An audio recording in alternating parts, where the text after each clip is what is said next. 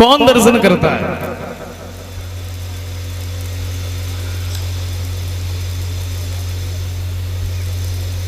श्रीमान जी चादरा में मुखार बिंद दिए लेटे हैं, सूर्य निकल आए। अच्छा, अंदर से ही लेटे आवाज लगा रहे, बोले चाय बनी का है? और तब तक श्रीमती जी चाय लेके सामने पहुंची, बोले लो अब तो उठो। तो करों के दर्शन नहीं होते, कब के दर्शन होते हैं? सुबह सुबह अपने माता पिता गुरु के चरण स्पर्श करते हो, करने चाहिए हर किसी को। घर में जो अपने से बड़े हैं सुबह को उनके पैर छूने चाहिए, आशीर्वाद लेना चाहिए। कौन छूता है? और हमें तो जब मालूम पड़ते को होली दीपावली पे भले नंबर लग पाते हैं। सम्मान करना चाहिए। मुझे ऐसा लग रहा है, देखो बदलाव तो खैर है, हम लोग जितने ही पढ़े लिखे होते जाते उतना ही बदलाव। अब मैं ये नहीं कहता हूं कि आप पढ़ाई लिखाई मत करो, बहुत जरूरी है, लेकिन बड़ों का बुजुर्गों का सम्मान करना भी बहुत जरूरी है।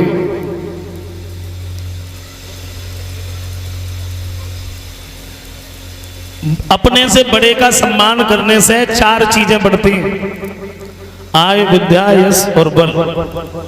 तो सम्मान तो करना चाहिए।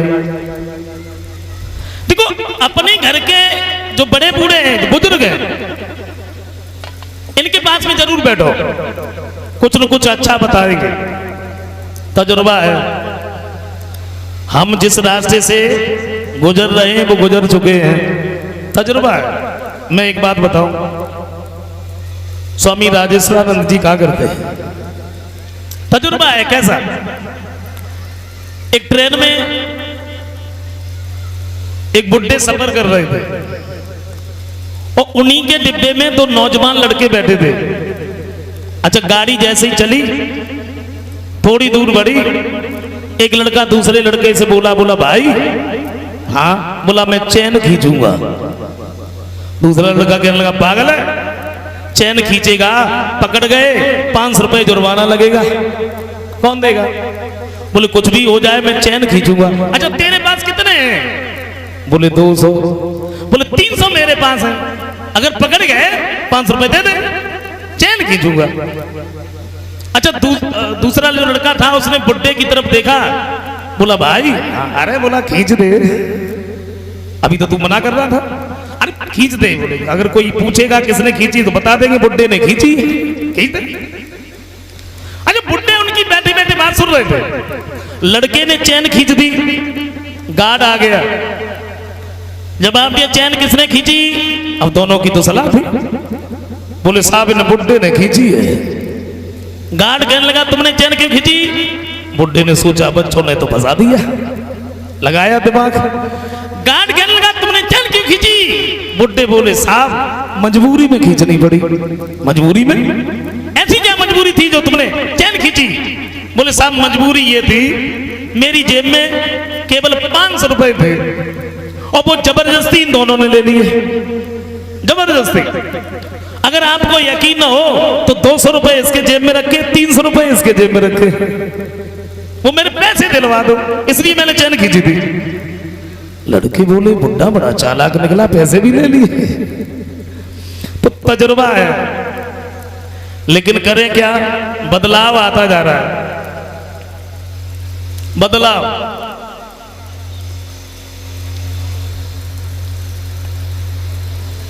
अच्छा हर चीज में बदला। हमें तो ऐसा लगता है कि जमाना थोड़ा शॉर्ट हो गया, हम लोग शॉर्ट में चलने लगे। कहते तो ये पहले जब पैर छुए जाते थे तो लेट जाते थे, अपना सिर रख देते थे पैरों पे, तब पैर छुए माने जाते थे। फिर सोची कहां पर सर दूसरे के पाना बदत मेरा बिना मतलब में भाई हाथ छुई के माथे से लगाए उठे, कछु दिना लो जे नियम चलत रहो। फिर परियां छुई के छाती से लगाए उठे। अच्छा देहात में आज भी अच्छा है, आज भी अच्छा है। शहरों में देखो परियन लोग पहुंच गए तो पहुंच गए, ना एक दूसरे को पेट ही छू लेता है। मैं सच बता रहा हूं।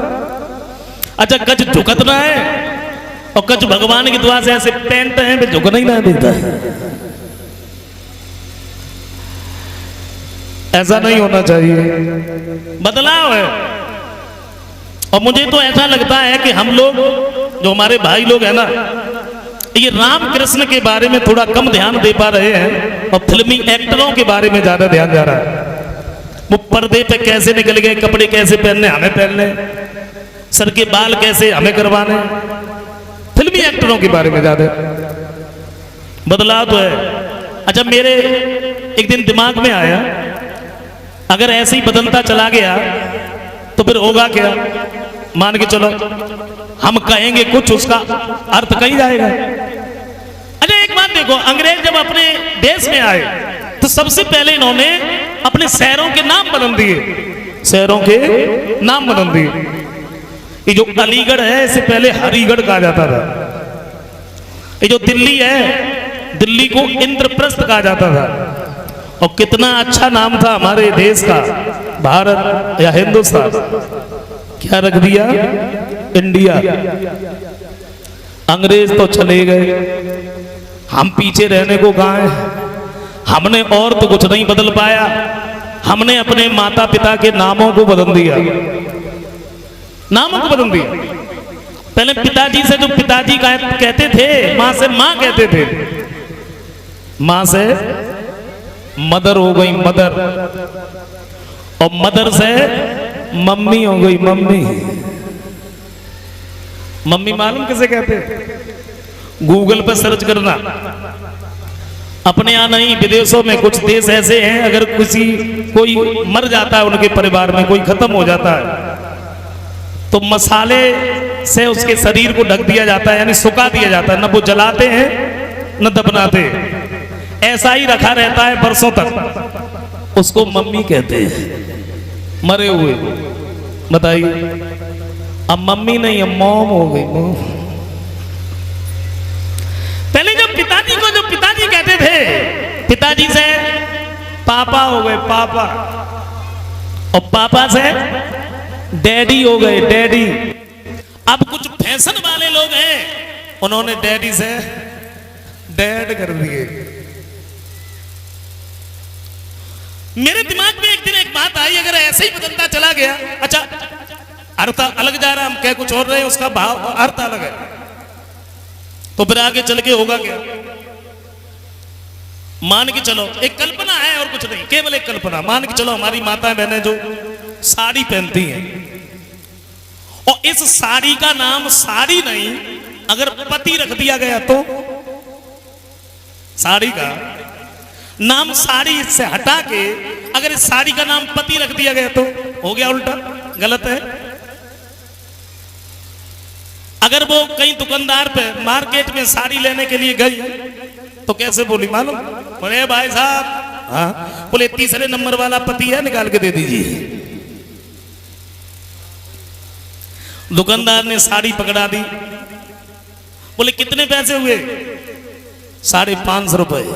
पागल हो, थर्ड क्वालिटी के पति के 550 हो गया उल्टा। तो मेरे कहने का मतलब सिर्फ एक है, बोलो तो ये देखो हम क्या बोल रहे हैं, लेकिन हाँ फिल्मी एक्टरों को देखेंगे, उसी के हिसाब से बोलेंगे रहेंगे।